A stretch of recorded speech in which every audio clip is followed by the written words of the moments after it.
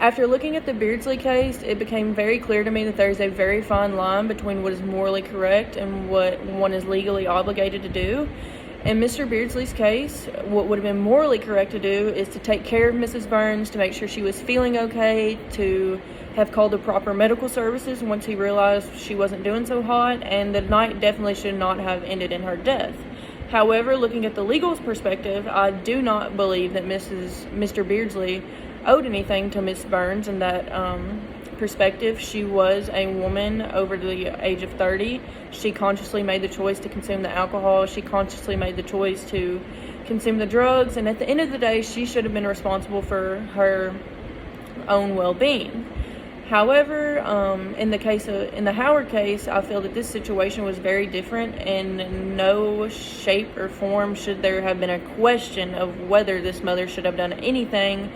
I do believe that in every situation, a mother should always do what is best to protect their children. I know in my case, if I was ever in any danger, my mother would do whatever it took, whatever she could, within the matter of a blink of an eye to make sure that I was okay. And I feel like this is a notion that is pretty universal, not just in the United States, but worlds across, that a mother is there for her children no matter what. But I do believe that there were some cultural implications at the time of the Beardsley case that definitely affected the outcome.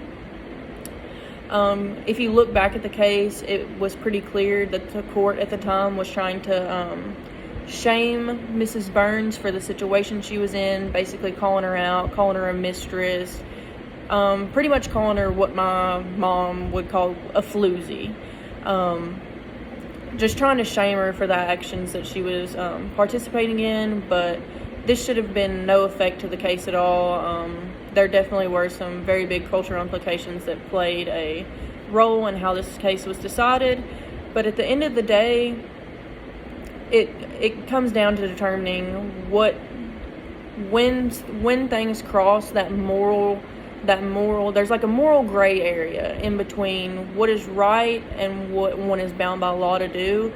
And you can't just go around willy-nilly saying, oh, this is a special relationship, oh, this constitutes this, and because it gets out of hand. Like, where do you stop that line? Where do you draw the line on these relationships? But also, at the end of the day, America is a very individualistic society.